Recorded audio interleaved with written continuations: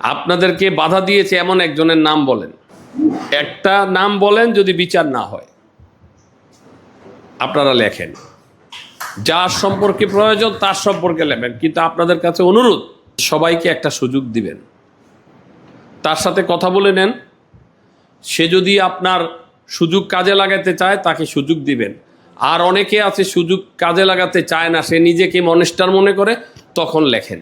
বা সম্পাদকদের জন্য কোনো আর্থিক সহযোগিতা আনা যায়, আমি চেষ্টা করব আনতে, এবং এনে যারাদের এই প্রেস ক্লাবের মাধ্যমে আমি চেষ্টা করব যে যারা যোগ্য, সেখানে প্রয়োজন যাদের আর্থিক অবস্থা খারাপ তাদেরকে দেওয়ার আমরা চেষ্টা করব দেওয়ার জন্য। শিক্ষাটাকে আমি প্রায়োরিটি দিই, স্বাস্থ্যটাকে প্রায়োরিটি দেওয়ার চেষ্টা করি। শিক্ষাটা প্রায়োরিটি দিই এই কারণে যে আমি 15 বছর পরে এটার রেজাল্ট পাবই। যদি আমাদের এখানে রেজাল্ট ভালো হয়, আমি 15 বছর পরে চাঁদপুরের রেজাল্ট পাবো, যে চাঁদপুর একটা ভালো জায়গায় পৌঁছতে পারবে।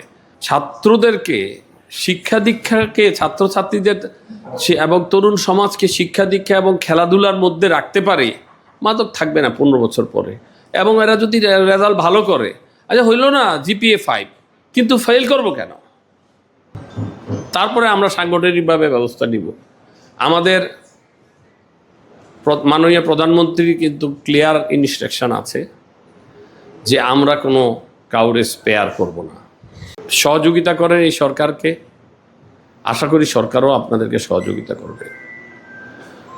আপনাদের সবচেয়ে বড় যে কথাটা ছিল যে ছাপাখানা, আমি নতুন মন্ত্রী এসেছে, নতুন মন্ত্রীর সাথে আলোচনা করব, সংসদে কথা বলার চেষ্টা করব। কাজ করতে পারি না এটাই অসন্তুষ্টি মনে হয়।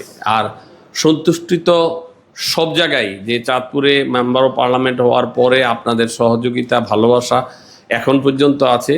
আশা করি, চেষ্টা করব আপনাদের এই সহযোগিতা এবং ভালোবাসা নিয়ে যেন আগামী দিনগুলোতে কাজ করতে পারি। আপনাদের সকল সহযোগিতা আমরা চাই।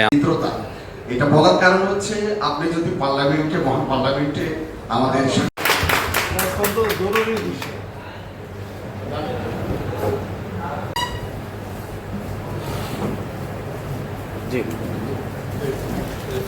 কোরআন তেলাওয়াতের মাধ্যমে আজকের অনুষ্ঠানের শুভ সূচনা করতে চাই। আমি পবিত্র কোরআন তেলাওয়াত করার জন্য ইয়া আইয়ুহাল্লাযীনা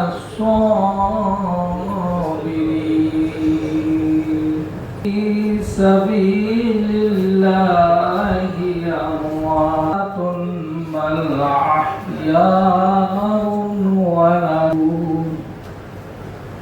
ওয়া লা